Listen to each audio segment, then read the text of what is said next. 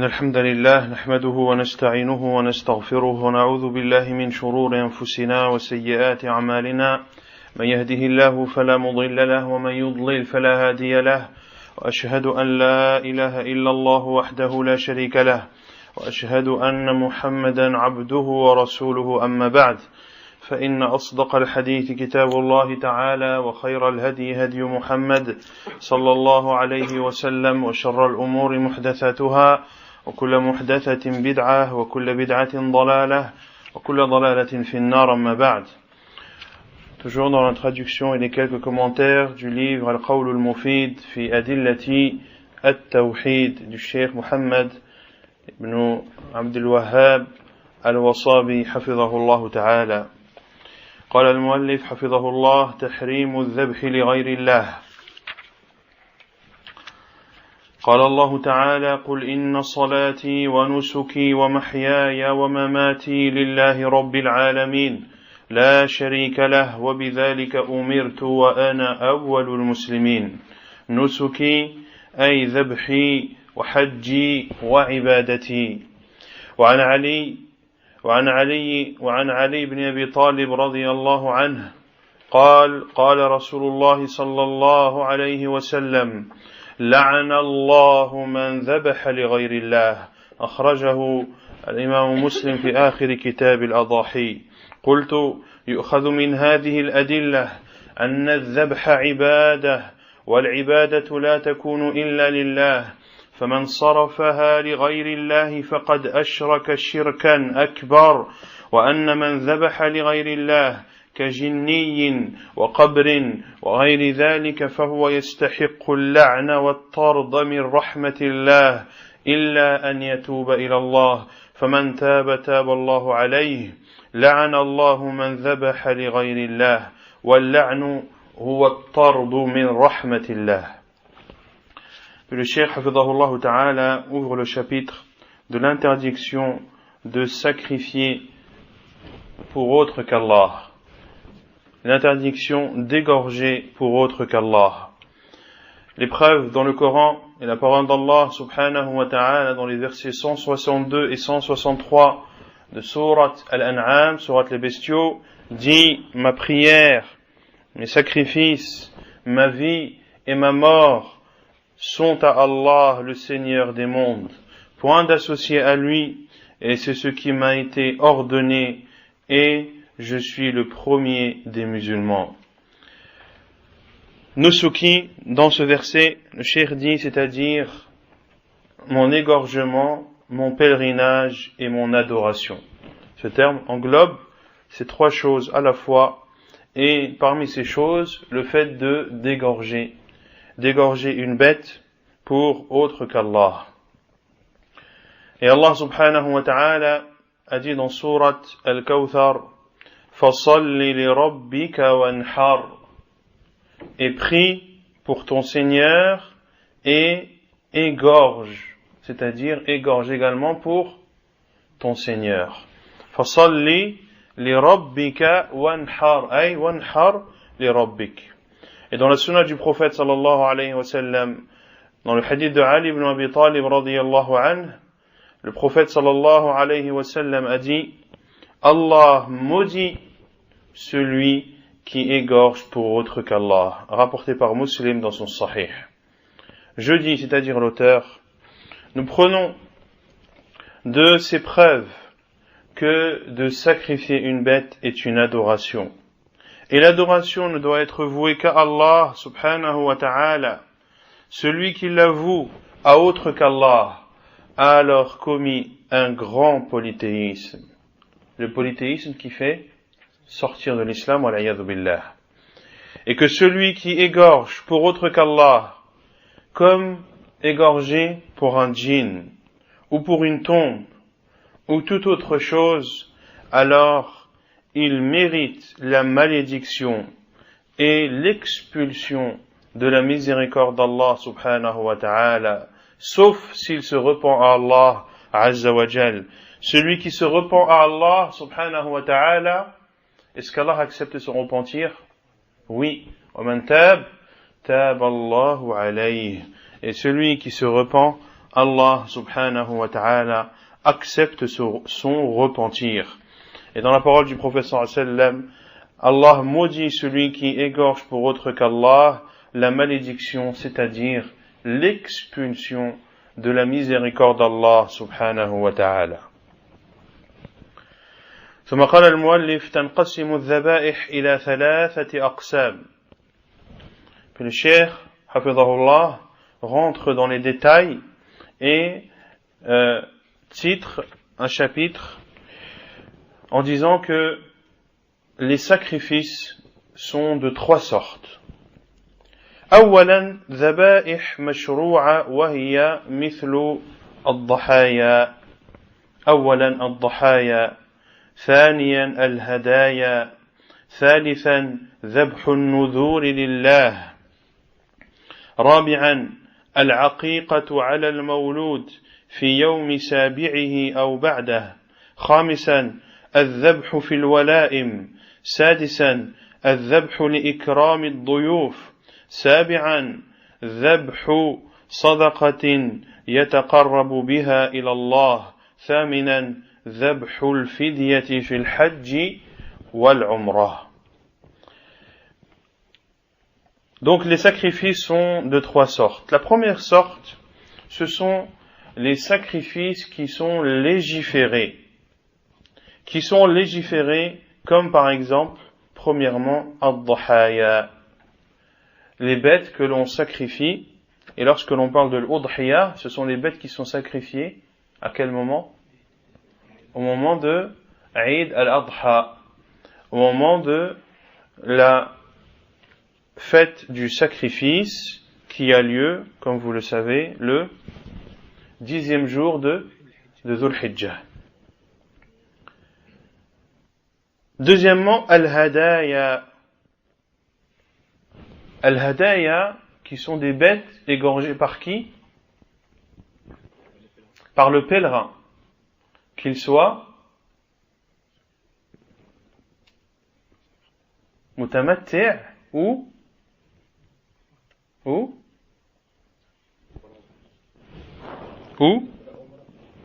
non?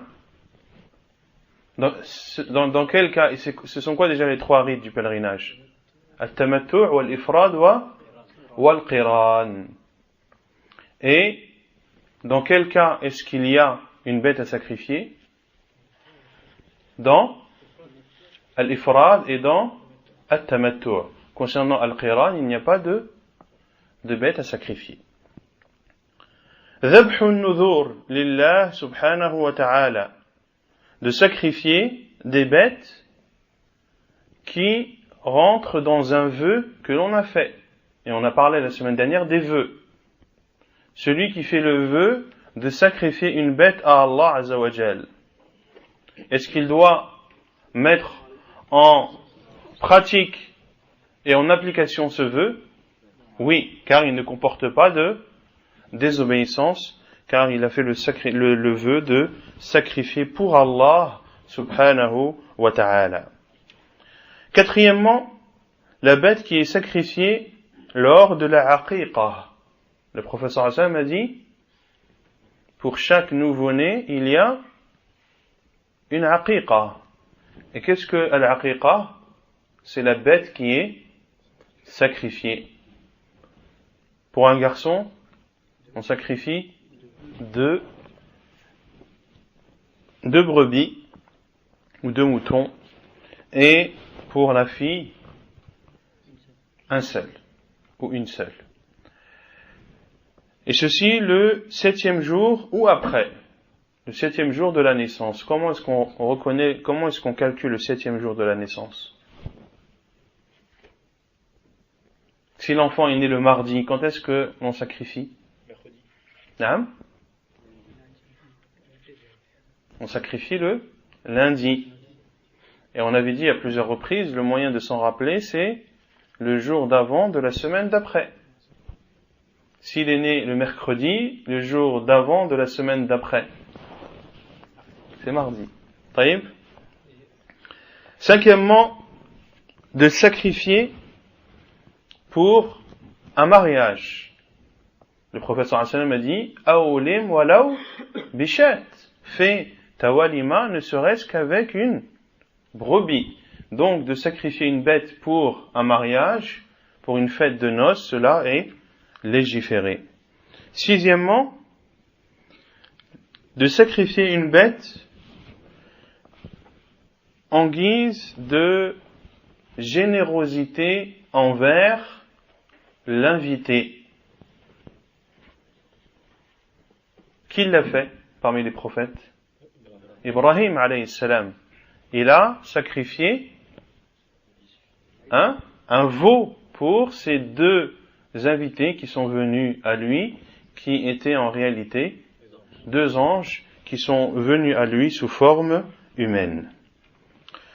Septièmement, de sacrifier une bête en guise d'aumône par laquelle la personne se rapproche d'Allah subhanahu wa ta'ala.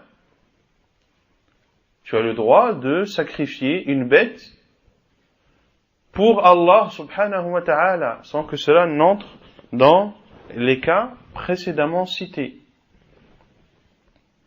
Et ceci, bien sûr, avec l'intention de se rapprocher d'Allah subhanahu wa ta'ala et de donner en aumône la viande de cette bête égorgée. Thaminan, et huitièmement, de sacrifier une bête en guise de fidya. Qu'est-ce qu'une fidya? Une compensation dans le Hajj et dans la Umrah pour ceux, entre autres, qui ont commis une interdiction parmi les interdictions de l'ihram, sous condition ou sans condition? Non? Sous condition qu'il ait commis une interdiction parmi les interdictions de l'ihram de façon volontaire, sans qu'il ne soit ignorant ou soit qu'il n'ait oublié. Ainsi, les savants disent que celui qui a commis une interdiction parmi les interdictions de l'ihram, pour l'homme par exemple, de se couvrir la tête. Celui qui s'est couvert la tête en état d'ihram, parce qu'il a oublié qu'il était en état d'ihram, ou parce qu'il ne savait pas que cela était interdit. Est-ce qu'il a une compensation? Est-ce qu'il a une brebis ou un mouton à sacrifier en guise de compensation? La réponse est non. Mais s'il l'a fait de façon volontaire, tout en connaissant l'interdiction de son acte, alors il devra sacrifier un mouton à la Mecque et il devra distribuer la viande aux pauvres de la Mecque. Ceci est la première catégorie des sacrifices qui, comme vous l'avez vu, sont tous des sacrifices légiférés dans notre religion. ثانيا ذبائح مباحة وهي مثل أولا ذبح الجزار للبيع ثانيا الذبح للأكل.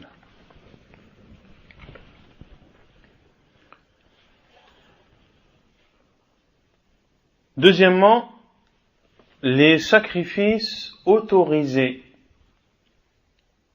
Les sacrifices autorisés. Premièrement, le sacrifice d'un boucher pour vendre.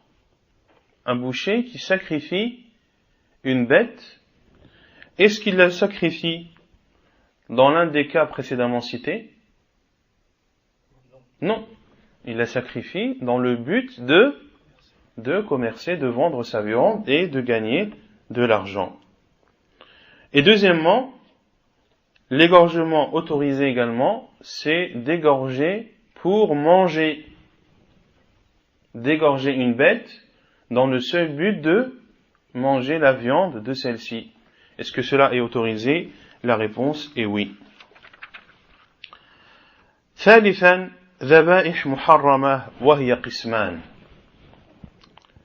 القسم الأول شرك أكبر مثل الذبح للأصنام، الذبح للجن، الذبح للقباب والمشاهد والقبور، الذبح لمرض الزار وهو من أنواع الذبح للجن، الذبح للبئر الجديدة قبل الشرب من مائها وهو من أنواع الذبح للجن، وكذا إذا غار ماؤها فيذبحون للجن حتى يعود ماؤها حسب زعمهم.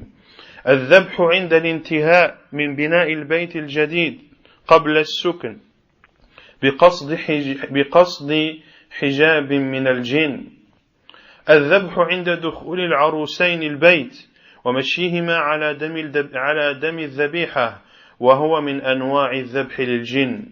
الذبح السنوي للجبل حتى لا يسقط على البيوت المجاورة حسب زعمهم. الذبح السنوي للبحر أو النهر حتى لا يبتلع من بجواره حسب زعمهم. الذبح للمريض من أجل الجن أن يخرجوا منه إن كانوا قد دخلوا فيه أو لا يدخلون فيه إن كانوا لم يدخلوا حسب زعمهم. الذبح للجن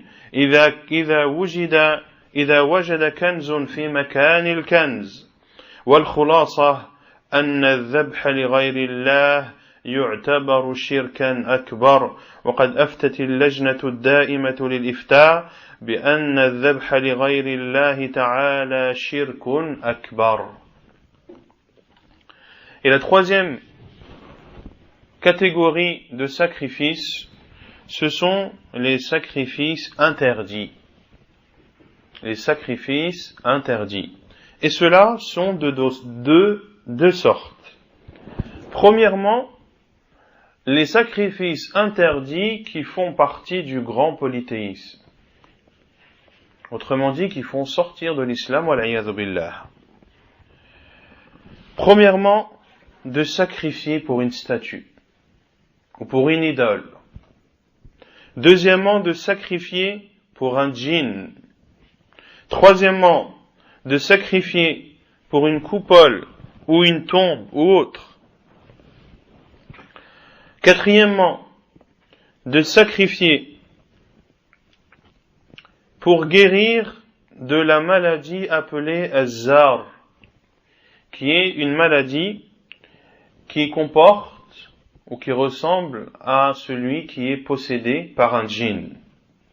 Pour cela que le cheikh dit وَهُوَ مِنْ أَنْوَاعِ الذَّبْحِ لِلْجِنِّ, et de sacrifier pour cette maladie revient ou fait partie des sacrifices qui sont faits pour les djinns. Cinquièmement, de sacrifier pour un nouveau puits avant d'avoir bu de son eau.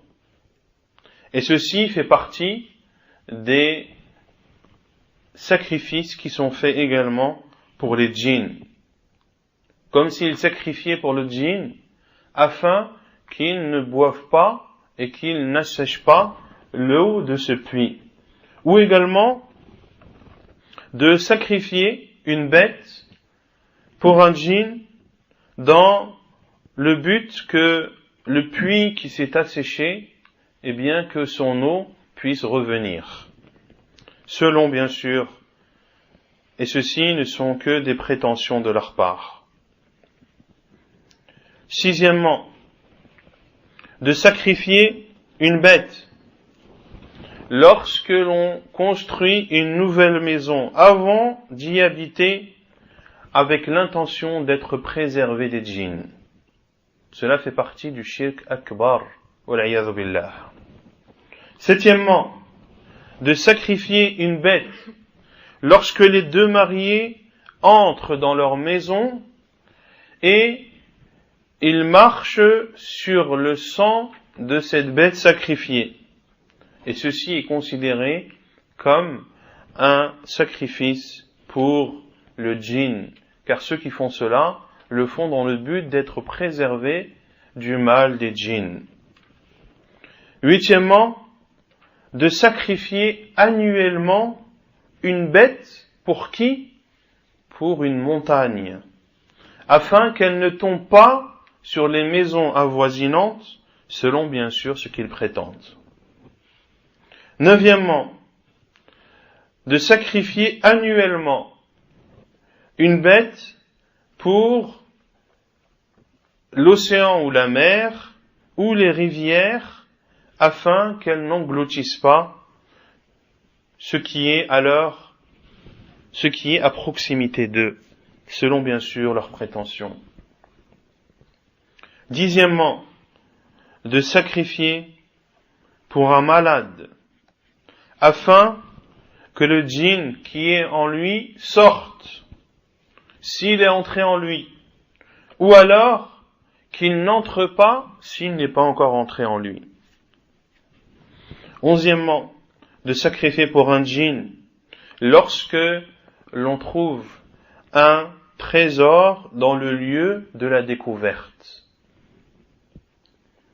Et, pour résumer, le sacrifice pour autre qu'Allah est considéré comme un grand polythéisme. Et le comité permanent des savants de l'Arabie Saoudite ont prononcé cette fatwa qui est que celui que d'égorger pour autre qu'Allah est considéré comme du grand polythéisme. Donc on a dit que les sacrifices interdits sont de deux sortes. La première, ceux qui font partie, les sacrifices qui font partie du grand polythéisme. Et la deuxième, comme le dit Cheikh Hafidahullah, Al-Qismu al-Thani min al-Dhabaih al-Muharramah. مثل الذبح لله في تفضيل مكان زعموا فضل الذبح لله فيه ولم يأتي الشرع بذلك. ثانيا الذبح عند الخصومة لإرضاء الخصم ولا يرضى عنه خصمه إلا بذلك وله أسمى متعددة عندهم ومن أهل العلم من عده من الشرك كالشيخ ابن باز رحمه الله تعالى كما في مجموع الفتاوى. ثالثا الذبح عند القمار يذبحه المغلوب للفائزين. رابعا ومن الذبائح المبتدعة تخصيص ذبيحة ليلة النصف من شعبان أو اليوم 27 من رجب أو ليلة 12 من ربيع الأول أو أول سنة أو آخر السنة إلى غير ذلك من الذبائح المبتدعة. خامسا الذبح لله عند القبر. عن ثابت بن ضحاك رضي الله تعالى عنه قال: نذر رجل على عهد النبي صلى الله عليه وسلم أن ينحر إبلا ببوانه، فأتى النبي صلى الله عليه وسلم فقال: إني نذرت أن أنحر إبلا ببوانه. فقال النبي صلى الله عليه وسلم: هل كان فيها وثن من أوثان الجاهلية يعبد؟ قالوا لا. قال: هل كان فيها عيد من أعيادهم؟ قالوا لا. قال النبي صلى الله عليه وسلم: أوف بنذرك، فإنه لا وفاء بنذر في معصية الله ولا فيما لا يملك ابن آدم. La deuxième sorte des sacrifices interdits sont les sacrifices qui ne font pas partie du grand polythéisme, mais qui sont tout de même interdits. Premièrement, de sacrifier une bête pour Allah dans un lieu qui, soi-disant, lorsqu'une bête y est égorgée, eh bien, il y a plus de mérite, alors que rien dans notre religion ne vienne attester que ce lieu a une particularité vis-à-vis des autres. Deuxièmement, de sacrifier une bête lors d'un désaccord pour satisfaire les protagonistes ou ceux qui sont en désaccord avec toi, et eux ne seront satisfaits ou ne pourront mettre un terme à cette discorde qu'en leur sacrifiant une bête, Et ce geste a plusieurs noms, et ceci en fonction des pays et des régions. Donc lorsque deux personnes sont en conflit, de sacrifier pour que celui avec qui tu es en conflit soit satisfait, cela fait partie des sacrifices interdits, et parmi les savants, certains l'ont considéré comme du shirk, wal'iyadhu billah, comme le Cheikh Ibn Baz, rahimahullah ta'ala. Troisièmement, de sacrifier une bête lors de jeux de hasard, que celui qui est vaincu sacrifie une bête pour les vainqueurs. Pour les vainqueurs. Ceci dans les jeux de hasard ou dans les paris. Quatrièmement, parmi les sacrifices innovés, le fait de préciser et de sacrifier une bête pendant des jours bien définis qui ne sont rapportés ni dans le livre d'Allah ni dans la sunna du prophète sallallahu alayhi wa ala alihi wa sallam, qui sont ceux qui sacrifient une bête lors de la nuit, lors de la 15e nuit du mois de Sha'ban, ou lors du 25e jour de Rajab, ou la 12e nuit du mois de Rabi' al-Awwal, ou bien de sacrifier une bête au début de l'année, ou à la fin de l'année, et toute autre date qui, lorsque le musulman y sacrifie une bête, cela fait partie ou est considéré comme des sacrifices innovés. Et qui dit innover, dit interdit. Car toute innovation est égarement. Kullu bid'atin dalalah, comme l'a dit le prophète sallallahu alayhi wa ala alihi wa sallam. Et cinquièmement, de sacrifier pour Allah auprès d'une tombe. De sacrifier pour Allah auprès d'une tombe. Cela est-il considéré comme du shirk? Non. Cela est-il interdit? Oui. Cela est-il un moyen qui pourrait amener au shirk? La réponse est oui.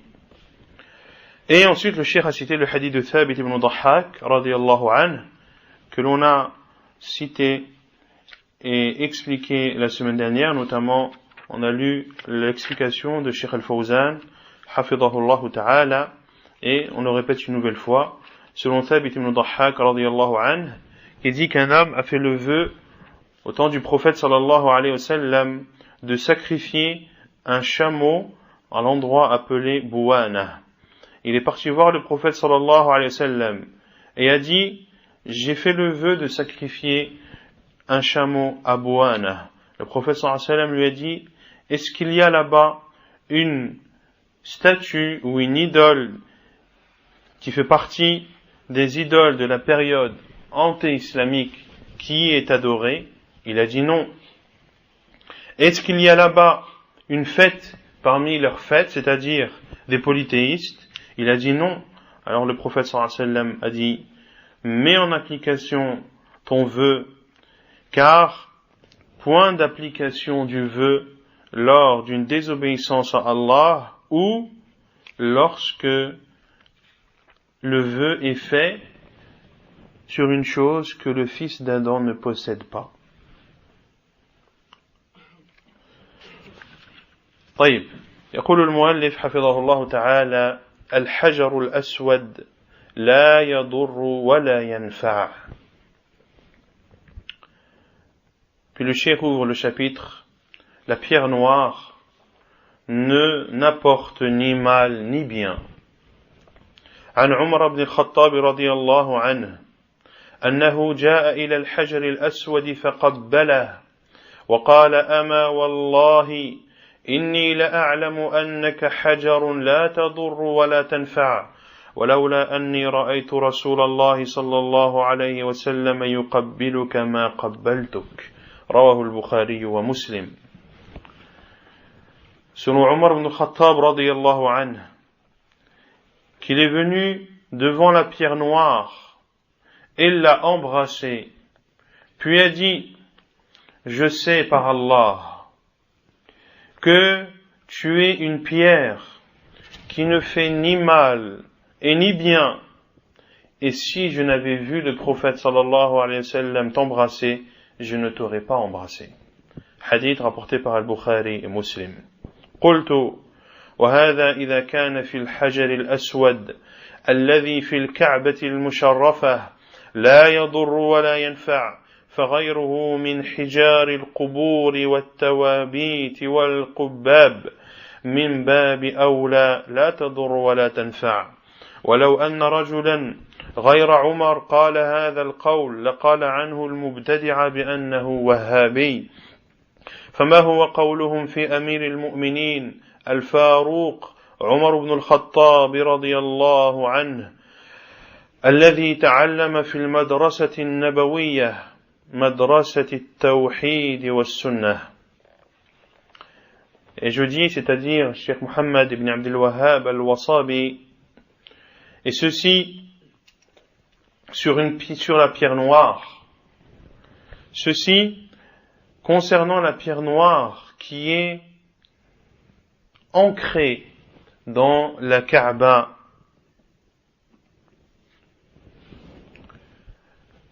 Cette pierre noire qui est dans ce lieu béni, qui est la Kaaba, n'apporte ni mal ni bien. Que dire des autres pierres? Que dire des autres pierres? Les pierres présentes dans les tombes, dans les cercueils, dans les coupoles, eh bien, de surcroît, ces pierres ne peuvent en aucun cas apporter un bien ou faire un mal. Puis il dit, hafidahullah, et si un homme autre que Omar radiyallahu anhu avait dit cette parole, alors les innovateurs auraient dit de lui que c'est un wahhabi. Et on entend beaucoup à notre époque les wahhabites. Attention, c'est un wahhabi. En faisant croire aux gens que les wahhabis sont des gens, premièrement, qui rendent mécréants les musulmans. Que ce sont des personnes qui ne prient pas sur le prophète sallallahu alayhi wa sallam. Que ce sont des personnes qui passent leur temps à critiquer les musulmans en taxant certains de mécréants, d'autres d'innovateurs, etc., etc. Tout ceci n'est que mensonge, après mensonge. Et nous défions quiconque qui vient nous dire que les wahhabis sont ainsi, tout d'abord de nous donner la définition de l'wahhabi. Qu'est-ce que le wahhabi? C'est quoi être wahhabite? C'est suivre Mohammed ibn Abdul Wahhab? Si c'est ça, alors oui, je suis wahhabi. Et l'imam Mohammed ibn Abdul Wahhab, rahimahullah, qu'est-ce qu'Allah subhanahu wa ta'ala a fait par son intermédiaire? Il a fait revivre le tawhid, il a purifié la péninsule arabique du polythéisme. Les gens y adoraient des statues, les gens y adoraient les tombes, les gens invoquaient pour autre qu'Allah, les gens sacrifiaient pour autre qu'Allah. Et lorsque vous lisez le livre du Tawhid de Cheikh l'Islam Mohammed ibn Abdul Wahhab, qu'est-ce que vous y trouvez? Qu'est-ce que vous y trouvez? Des versets et des hadiths. Rien d'autre. Qala Allah, qala Rasulullah sallallahu alayhi wa sallam. Du début à la fin, ce ne sont que des versets et que des hadiths du prophète sallallahu alayhi wa sallam. Et beaucoup sont revenus, alhamdulillah, à la vérité. Et ont témoigné de ce qui se disait sur les wahhabis. Ceux qu'ils taxent de wahhabis. Et certains même disent, si tu as la possibilité de tuer un wahhabi, fais-le. Wal'iyadhu billah. Et quant à ce qui se dit dans les médias, hadith wa la haraj. Il ne faut même pas prêter attention à ce que les ennemis de l'islam disent concernant le wahhabisme, car il n'y a dans cela aucune vérité. Puis Cheikh Mohammed ibn Abdul Wahhab al-Wasabi hafidahullah dit, en s'adressant à ces innovateurs, quelle est alors leur parole sur le guide des croyants, Al-Farouq, Omar ibn al-Khattab radiyallahu anhu, qui a appris de l'école prophétique, l'école du tawhid et de la sunnah, radiyallahu ta'ala anhu. ثم قال المؤلف رحمه الله: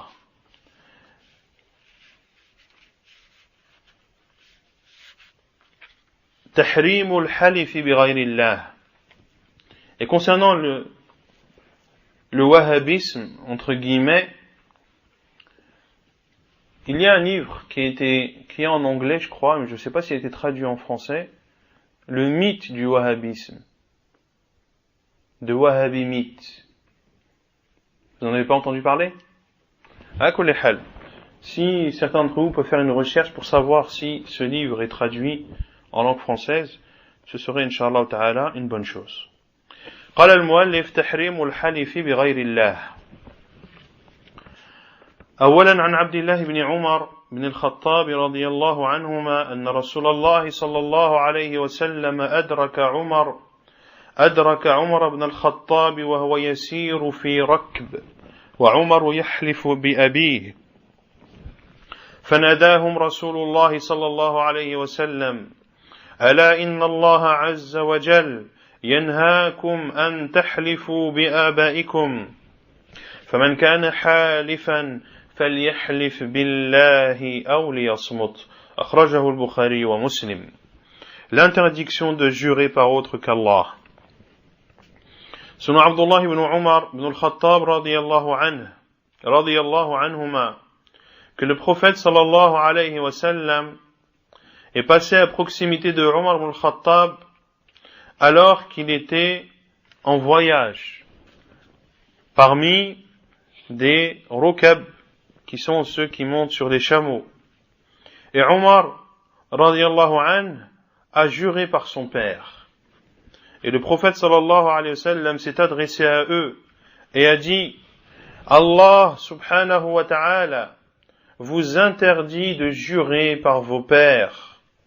Celui qui jure, qu'il jure par Allah ou bien qu'il se taise. Rawahu al-Bukhari wa Muslim. Et les Arabes, avant la période anté-islamique, juraient par leur père car ils donnaient beaucoup d'importance à ceci.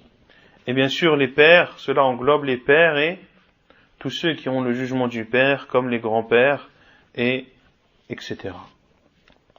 وعنه أيضا رضي الله عنه قال قال رسول الله صلى الله عليه وسلم من كان حالفا فلا يحلف إلا بالله.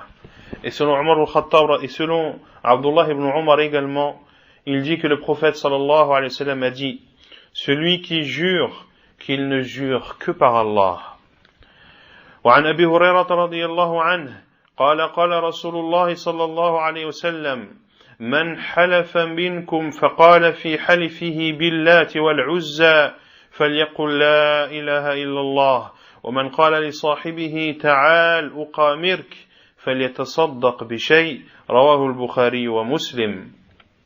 Et selon Abu Huraira radiyallahu anhu, le prophète sallallahu alayhi wa sallam a dit: celui d'entre vous qui jure et qui dit dans son juron par Allat wal Uzza qu'il dise la ilaha illallah, qu'il dise la ilaha illallah en guise d'expiation à ce juron interdit qu'il a dit. Et celui qui dit à son compagnon viens que l'on parie alors qu'il donne en aumône quelque chose. Car le pari fait partie du maysir. Et quel est le maysir? Ce sont les jeux de hasard. Ce sont les jeux de hasard. Et les savants ont autorisé le pari dans 3 cas.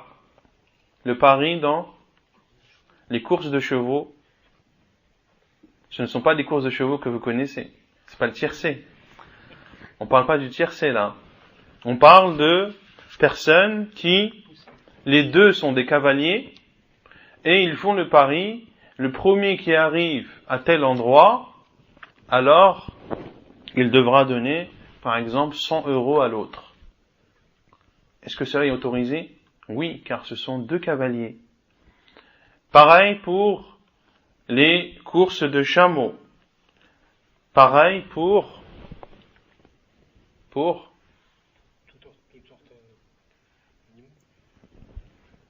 le tir à l'arc. Pour le tir à l'arc. Et les savants ont dit pourquoi? Car ce sont des moyens qui permettent de combattre dans le sentier d'Allah subhanahu wa ta'ala. Ainsi, les moyens qui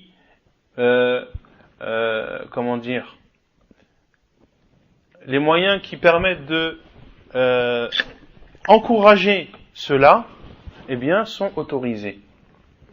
Et les savants ont également autorisé les paris dans la science et dans l'apprentissage du Coran. Ainsi, Al-Lajna Da'ima a été questionné, est-ce qu'il est autorisé de donner une récompense lors d'un concours d'apprentissage du Coran? Il y a un concours, celui qui lit le mieux le Coran, eh bien, il gagnera une umrah pendant le mois du Ramadan. Est-ce que cela est autorisé? Oui, car cela encourage les enfants et les gens à apprendre le livre d'Allah, à le parkeuriser, à l'apprendre par cœur, et également pour la science. Celui qui apprend Sahih al-Bukhari et qui y connaît le mieux, eh bien, il aura telle et telle récompense. Est-ce que cela est autorisé? Oui, car cela encourage à apprendre la science du Coran et de la sunna du prophète sallallahu alayhi wa sallam. Quant à tout autre pari, cela est autorisé, cela est interdit, car il entre dans le cadre des jeux de hasard. Et les jeux de hasard sont des jeux destructeurs. Et cela détruit la vie de la personne. Cela détruit son argent. Cela détruit sa vie. Cela détruit sa famille. Cela détruit son temps. Cela détruit sa foi. Et tout autre effet néfaste qui sont connus des jeux de hasard. Et ceux qui en sont victimes vous le diront clairement que c'est une drogue. C'est une drogue. Pourquoi? Car il est toujours poussé par l'espérance de pouvoir gagner plus. Et il espère à chaque fois, et il se dit non, j'ai raté cette fois-ci, mais il viendra un jour où j'aurai le pactole. Et les années passent, et voire les décennies passent, et lorsqu'il fait le compte sur tout ce qu'il a dépensé et tout ce qu'il a gagné, il voit qu'il est perdant dans tout. Et combien ont divorcé à cause de cela? Car le mari était trop préoccupé par cela, il en a délaissé le travail, il en a délaissé sa femme et ses enfants. Wal'iyadhu billah. Ainsi, soyez persuadés que lorsqu'Allah Azza wa Jalla nous interdit une chose, cela n'est que pour notre bien. وعن بريدة رضي الله عنه قال قال رسول الله صلى الله عليه وسلم من حلف بالأمانة فليس منا أخرجه أبو داود بإسناد صحيح وصححه الشيخ الألباني وكذا صححه الشيخ مقبل رحم الله الجميع. Selon Burayda radiyallahu anhu, il dit, le prophète sallallahu alayhi wa sallam a dit, celui qui jure par le dépôt ne fait pas partie de nous. Celui qui jure par le dépôt ne fait pas partie de nous. Hadith rapporté par Abu Daoud et authentifié par Sheikh Al-Albani et par Sheikh Muqbil ibn Hadi al-Wadi'i rahimahumullah. رابعا عن قتيل امرأة من جهينة رضي الله عنها أن يهوديا أتى النبي صلى الله عليه وسلم فقال إنكم تنددون وإنكم تشركون تقولون ما شاء الله وشئت وتقولون والكعبة فأمرهم النبي صلى الله عليه وسلم إذا أرادوا أن يحلفوا أن يقولوا ورب الكعبة ويقولون ما شاء الله ثم شئت رواه النسائي وصححه الشيخ الألباني وكذا الشيخ مقبل رحمهم الله. Quatrièmement, selon Qutaylah, une femme de Juhayna radiyallahu anha qui dit qu'une personne du peuple juif, qu'un juif est venu au prophète sallallahu alayhi wa sallam et a dit au prophète sallallahu alayhi wa sallam: vous prenez des divinités en dehors d'Allah et vous associez autre qu'Allah et vous faites du polythéisme en disant ce qu'Allah veut est toi. Et vous dites par la Kaaba. Et le prophète sallallahu alayhi wa sallam a alors ordonné à ses compagnons, lorsqu'ils veulent jurer, de dire par le Seigneur de la Kaaba et de dire ma sha Allah thumma shi't. Il y a ce qu'Allah veut, puis ce que tu veux. Et lorsqu'un homme est venu voir le prophète sallallahu alayhi wa sallam, il lui a dit ma sha Allah wa shi't. Il y a ce qu'Allah veut et toi. Il y a ce qu'Allah veut et également ce que toi tu veux. Et le prophète sallallahu alayhi wa sallam s'est énervé, son visage a rougi, et il lui a dit alayhi salatu wa salam: aja'altani lillahi nidda? As-tu fait de moi une divinité en dehors d'Allah? Qul ma sha'Allah wahdah. Dis, il n'y a que ce qu'Allah veut seul. Mais il est autorisé de dire ma sha'Allahu thumma shi't. Il y a ce qu'Allah veut, puis ce que toi tu veux. Car tu ne peux faire une chose que si Allah Azza wa Jalla l'a voulu. Wa ma tasha'una illa an yasha Allahu rabbul alamin. Et vous ne pouvez vouloir que ce qu'Allah veut, sauf si Allah le veut, le Seigneur des mondes. Et le hadith est rapporté par An-Nasa'i et authentifié par Sheikh Al-Albani et Sheikh Muqbil رحمهم الله. خامسا عن عمر بن الخطاب رضي الله عنه قال قال لي رسول الله صلى الله عليه وسلم إن الله عز وجل ينهاكم أن تحلفوا بآبائكم أخرجه البخاري ومسلم. Et selon Omar ibn al-Khattab radiyallahu anhu, il dit le prophète sallallahu alayhi wa sallam m'a dit: Allah, exalté soit-il, vous interdit de jurer par vos pères. Rapporté par Al-Bukhari et Muslim. وعن ثابت بن الضحاك رضي الله عنه قال قال رسول الله صلى الله عليه وسلم من حلف على يمين بملة غير الإسلام فهو كما قال. أخرجه البخاري ومسلم.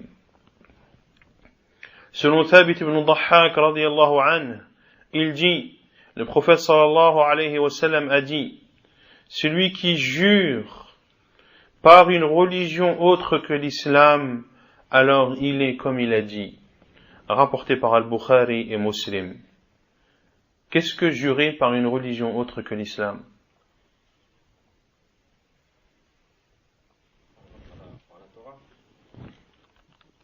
Non. Par la Torah, c'est tu as juré par un livre. Non, c'est comme de dire, par exemple, Naam, Akhi? Ceux qui jurent, par exemple, qui disent par Zeus ou Jupiter, c'est pas pareil. Non. Là, on parle le professeur Sam a dit celui qui jure par une religion autre que l'islam. On ne parle pas celui qui jure par autre qu'Allah.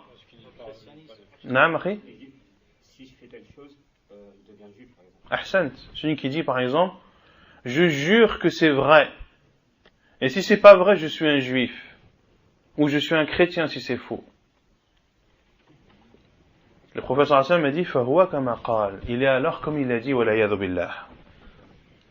Septièmement, عن بريدة رضي الله عنه قال قال رسول الله صلى الله عليه وسلم من حلف فقال إني بريء من الإسلام فإن كان كاذبا فهو كما قال وإن كان صادقا فلن يرجع إلى الإسلام سالما.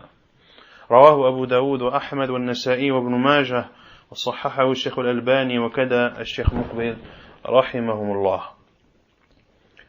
Selon Bouraïda radiyallahu anhu, il dit, le prophète sallallahu alayhi wa sallam a dit, celui qui jure et qui dit, je me désavoue de l'islam, le prophète sallallahu alayhi wa sallam a dit, s'il est menteur, alors il est comme il a dit. C'est-à-dire qu'il est désavoué de l'islam, wal-'iyadhu billah. Et s'il est véridique dans son juron, alors il ne retournera pas en islam saint. Ça veut dire quoi? Non, ça veut dire qu'il aura commis un grand péché et qu'il est musulman, oui, mais il est un musulman avec un grand manque. ثامنا عن عبد الرحمن بن سمرة رضي الله عنه قال قال رسول الله صلى الله عليه وسلم لا تحلفوا بالطواغي ولا بآبائكم رواه مسلم.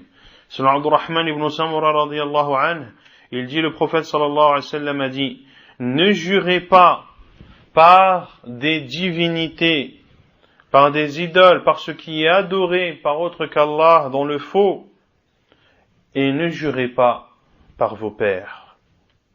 تاسعا عن أبي هريرة رضي الله عنه قال قال رسول الله صلى الله عليه وسلم لا تحلفوا بآبائكم ولا بأمهاتكم ولا بالأنداد ولا تحلفوا إلا بالله ولا تحلفوا إلا وأنتم صادقون. حديث صحيح رواه أبو داود والنسائي وابن حبان والبيهقي وصححه الشيخ الألباني رحمه الله وكذا الشيخ مقبل رحمه الله. Neuvièmement, selon Abu Huraira radiyallahu anhu, il dit, le prophète sallallahu alayhi wa sallam a dit, ne jurez pas par vos pères, ni par vos mères, ni par les divinités en dehors d'Allah, ne jurez que par Allah, et ne jurez que lorsque vous êtes véridique. Et ne jurez que lorsque vous êtes véridique. Car c'est un grand péché de jurer en mentant. C'est un péché tellement grave qu'il n'y a même pas d'expiation à faire. Al-yamin ou al-ghamous, de jurer par Allah alors que tu sais que tu mens. Celui qui a juré par Allah tout en ne sachant pas que ce n'était pas vrai, il doit faire l'expiation du juron.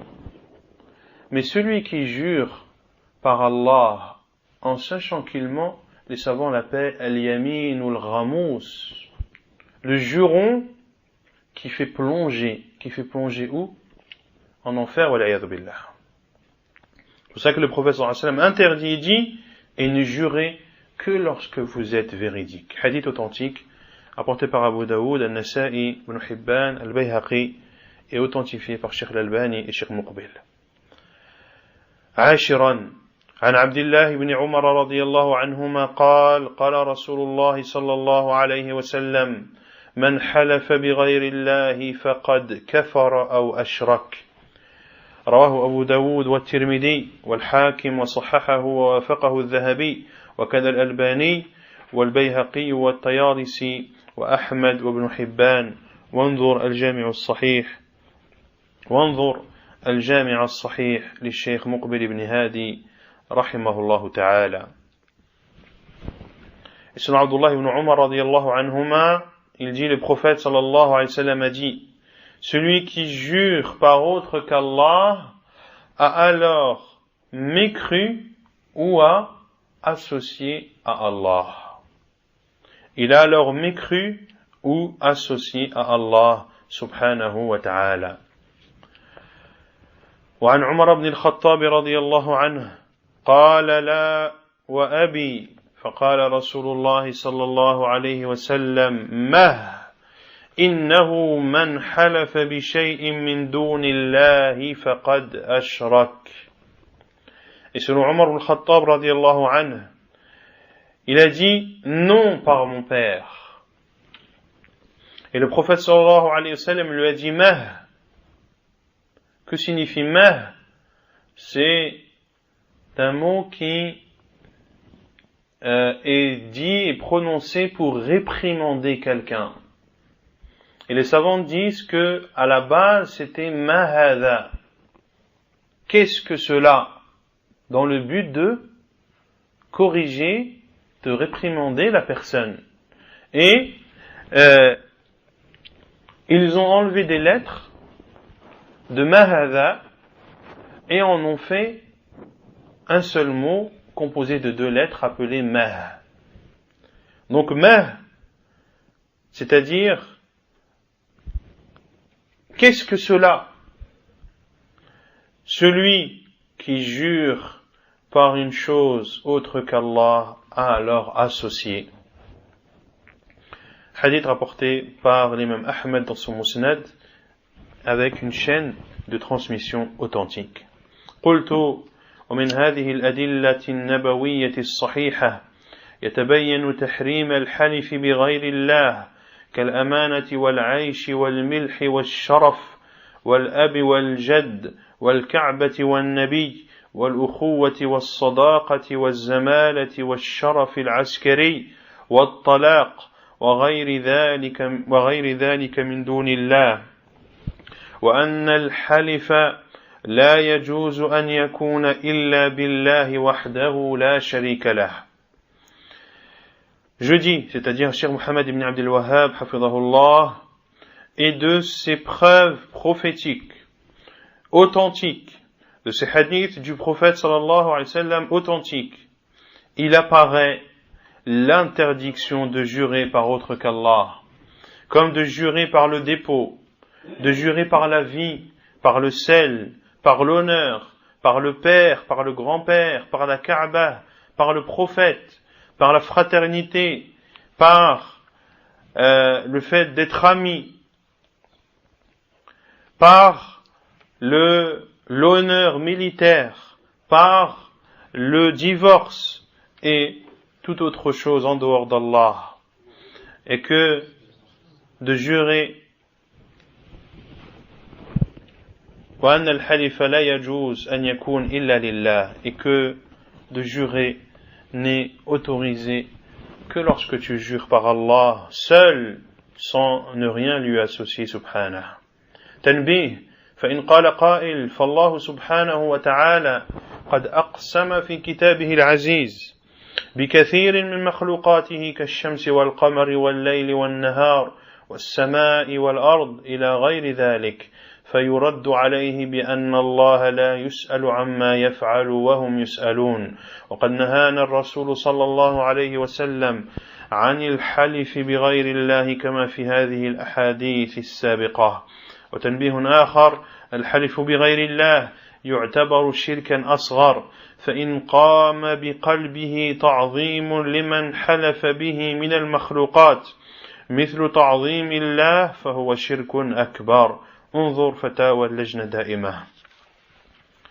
Puis le cheikh hafidhahullah fait 2 remarques. La première, il dit, si une personne vient te dire pour te reprocher le fait que tu interdises de jurer par autre qu'Allah, si une personne vient te dire qu'Allah subhanahu wa ta'ala a juré dans son noble livre par plusieurs de ses créatures, comme le soleil, comme la lune, comme la nuit, comme le jour, comme les cieux et la terre, et autres créatures, eh bien, réponds-lui qu'Allah subhanahu wa ta'ala, comme il le dit dans Surat Al-Anbiya, le verset 23, il n'est pas questionné sur ce qu'il fait, mais ce sont eux qui seront questionnés. Allah Azza wa Jal la yus'alu amma yaf'al. Allah Azza wa Jal, est-ce qu'il sera questionné sur ce qu'il fait? Non, subhanahu wa ta'ala. Mais ce sont les gens qui seront questionnés sur leurs faits et gestes. Ceci premièrement. Et deuxièmement, le prophète sallallahu alayhi wa sallam nous a interdit de jurer par autre qu'Allah dans tous les hadiths que l'on a cités précédemment. Et la deuxième remarque qui est que de jurer par autre qu'Allah subhanahu wa ta'ala est considéré comme du petit polythéisme, qui ne fait pas sortir de l'islam.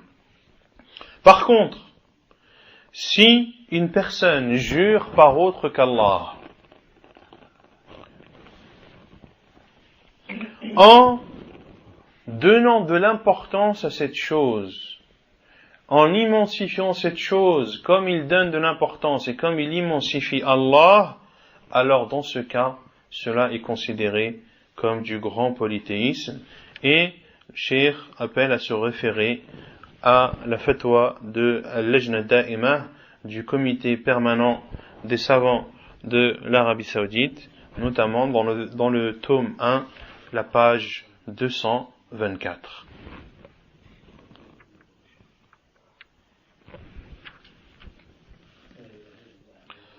طيب ثم قال المؤلف حفظه الله هل المنجم ساحر. Après avoir parlé de l'interdiction de jurer par autre qu'Allah, le cheikh ouvre le chapitre Est-ce que l'astrologue est un sorcier?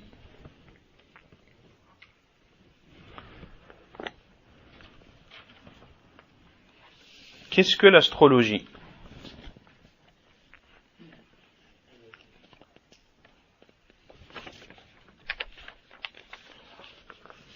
On va citer la parole de Cheikh Al-Uthaymin, hafidahullah, dans son explication de Kitab al-Tawhid. Il dit, rahimahullah, وعلم النجوم ينقسم إلى قسمين علم التأثير وعلم التيسير. La science des étoiles se divise en deux. Il y a la science, ceux qui étudient les étoiles en pensant qu'elles ont un effet, et ceux qui apprennent les étoiles pour pouvoir se guider. فالأول علم التأثير وهذا ينقسم إلى ثلاثة أقسام. Concernant la première partie, qui est علم التأثير, la science des étoiles, qui est appris dans le but ou en pensant que les étoiles ont un effet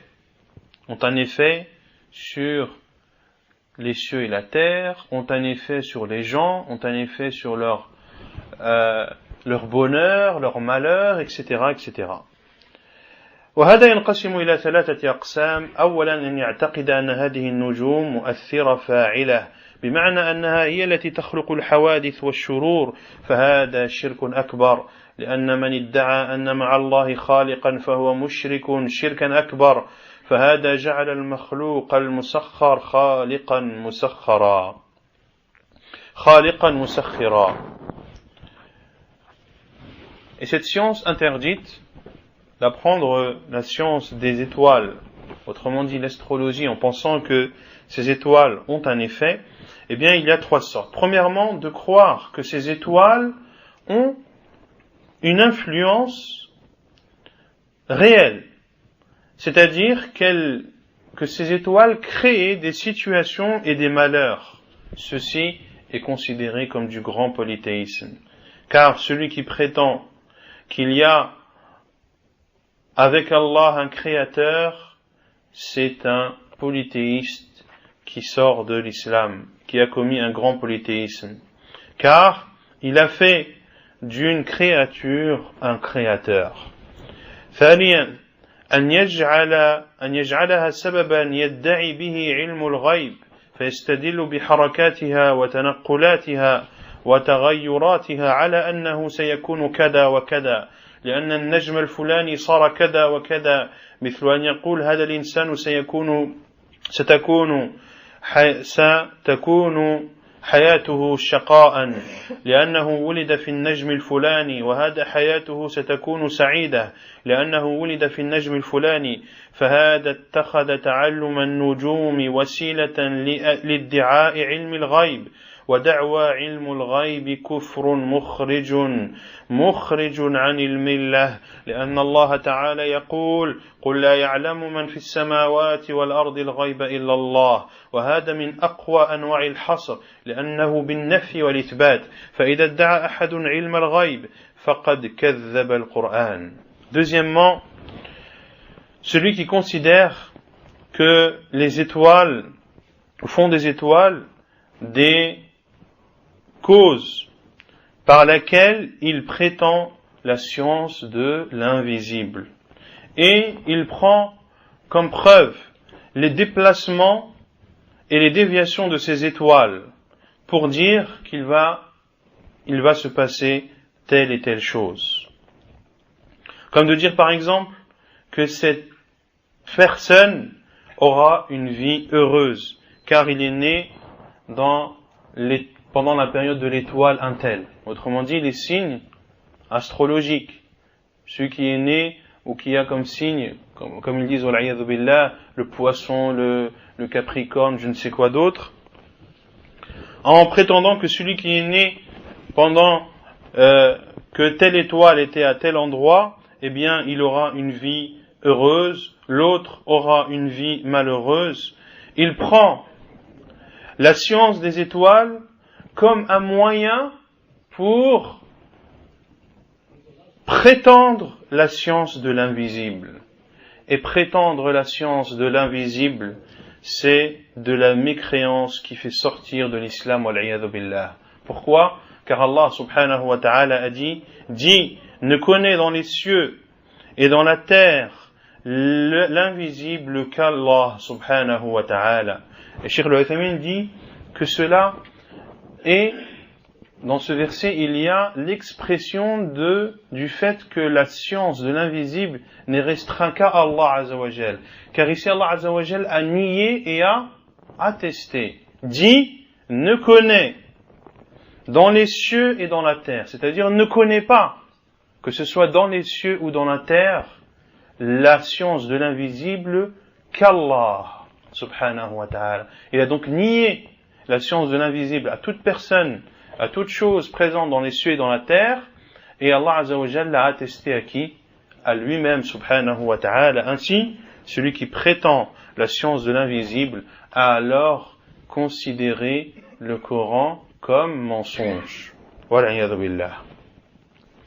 Et troisièmement, de croire que أن يعتقدها سببا لحدوث الخير والشر أي أنه إذا وقع شيء نسبه إلى النجوم ولا ينسب إلى النجوم شيئا إلا بعد وقوعه فهذا شرك أصغر.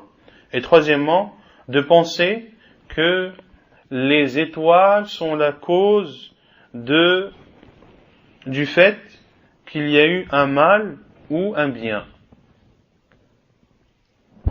La première partie, on avait dit que, en pensant que ce sont les étoiles qui ont créé, qui font le mal et le bien. Là, la troisième partie, ils ne considèrent pas que ce sont les étoiles qui font le bien ou le mal, mais ils considèrent qu'elles en sont une cause. Qu'elles en sont une cause.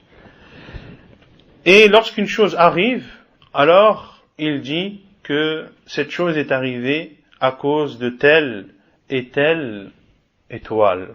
Et ceci, comme le dit Cheikh al-Uthaymin, fait partie du shirk asghar. Cela fait partie du petit polythéisme. Et on continuera, Inch'Allah, le chapitre de l'astrologue est-il un sorcier la semaine prochaine, bi'idhnillahi ta'ala. Wa sallallahu wa sallam wa baraka ala nabina Muhammad wa ala alihi wa sahbihi ajma'in.